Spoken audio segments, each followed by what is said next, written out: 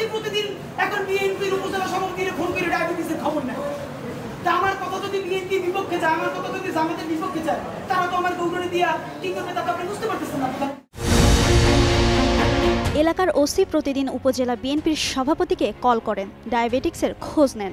এমনই অভিযোগ তুলেছেন ইনকিলাব মঞ্চের মুখপাত্র শরীফ ওসমান। জানান, উপদেষ্টা প্রতিদিন বলেন এলাকায় গিয়ে আলোচনায় বসুন, সুন্দর নির্বাচন আয়োজনের প্রস্তুতি নিন। যদি কেউ বিএনপি জামাতের বিরুদ্ধে কথা বলে তাহলে তার নিরাপত্তা কোথায়, তাদের প্রতিক্রিয়া কি হবে তা নিয়ে শঙ্কা প্রকাশ করেছেন তিনি।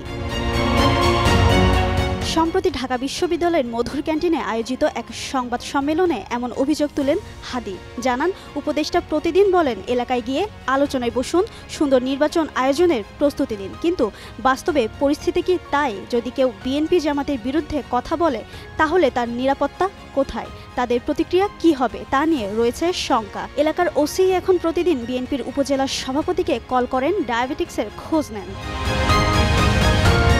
শরীফ ওসমান প্রশ্ন তুলেছেন, বড় বড় দলগুলো জনবল চাই, সুবিধা চাই, কিন্তু ইতিহাসের স্মরণীয় নির্বাচন করার রোডম্যাপ কোথায়? তিনি স্পষ্টভাবে বলেন রাজনৈতিক শক্তিকে তারা সমর্থন করেন, কিন্তু রাজনৈতিক নামে নিপীড়নের পক্ষে নন।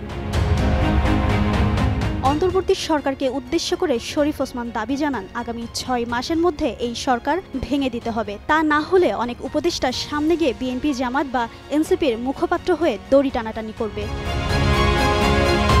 জিনাত আরা ঋতু, যুগান্তর নিউজ।